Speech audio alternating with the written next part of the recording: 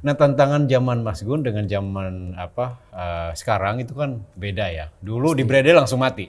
Sekarang juga ada tantangan baru dari gugatan dengan hukum. Nah, Tempo kan sedang digugat oleh Menteri Pertanian tuh, Amran Sulaiman, 200 miliar. Itu seharga gedung ini atau gimana? Lebih banyak. Ini memang absurd ya. Ya. Kita udah berproses sekarang lagi dalam persidangan, jadi dari pembuktian yang intinya adalah Pak Menteri ini mempersoalkan satu gambar kecil di sosial media yang dimana kita menulis soal beras dan kita menggunakan kata busuk, beras busuk.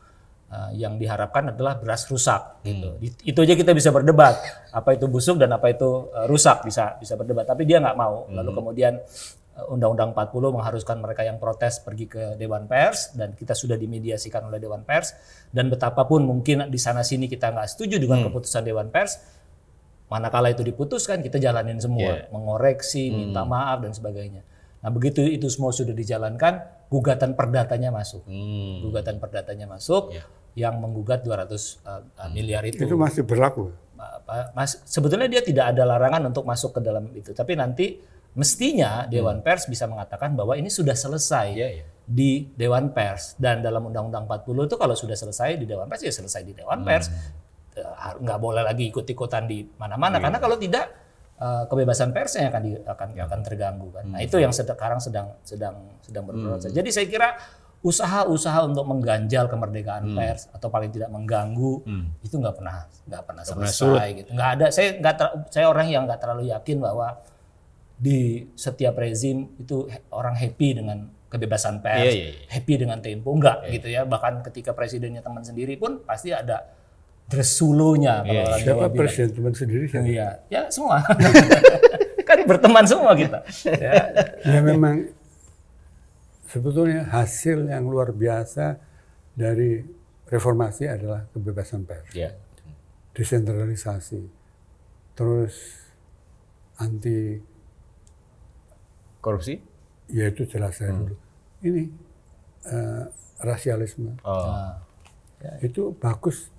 Nah, kalau itu dipreteli satu-satu, kita nggak bisa hidup. Saya kira kalau undang-undang pers diubah ke arah yang seperti dulu, lebih baik saya puasa. Akhirnya ya sampai mati loh. Itu harga mati loh. Ya karena itu modal kita jadi manusia kan, kebebasan. Tapi saya lihat ya Mas Gun, mungkin tantangan di banyak media berbeda-beda berbeda-beda. Ada yang punya nilai-nilai yang seperti Mas Gun bilang, ada yang baru datang belakangan sehingga belum kokoh, sehingga mereka mencari jalan di tengah berbagai kesulitan itu dengan caranya sendiri-sendiri. Nah, di Tempo kita punya buhulnya, di mana kita bisa merujuk pada nilai-nilai itu, dan karenanya kita berusaha untuk bersetia di sana. Nah, saya lihat secara umum sebetulnya di kalangan narasumber juga mulai tumbuh kesadaran. Misalnya ketika kita nulis dua pihak yang bersengketa atau bersekutu secara politik, itu yang ketika kita nulis tentang si A, maka si A itu mengatakan, Tempo kan temannya si B, gitu kan? Anteknya B, atau sudah dibayar oleh si B. Gitu. Tapi dalam hitungan minggu, barangkali 3-4 minggu kita nulis tentang B, gitu kan? Sehingga runtuh itu argumentasi. Si B-nya bilang itu antek A. Ya bolak-balik begitu aja. Tapi sebetulnya mereka semua menyadari bahwa Tempo bergerak berdasarkan nilai dan keyakinan, bukan karena dibayar kiri dan kanan gitu. Jadi saya ngelihat itu positifnya ya. Itu positifnya. Ya nggak teguran 3 bulan biasa itu kan ya teman-teman, habis itu nanti juga balik lagi. Saya percaya betul itu kalau manakala pemberitaan kita menguntungkan dia gitu. Mas itu bagus sekali. Padahal dulu maki-maki gitu. Jadi saya tuh udah oke. Saya ingat cerita Esta Srif, wartawan dulu kan, bicara kepada Pak Sudomo, Pangko Kamtib. Marah-marah Pak Sudomo. Terus kata, Pak Sudomo, jangan marah-marah mau menutup. Waktu itu bisa ditutup. Jangan marah. Karena nanti suatu ketika Pak Sudomo memerlukan pembelaan kami. Dan betul kan? Ketika 74 ya. Yang Malari ya. Malari ya.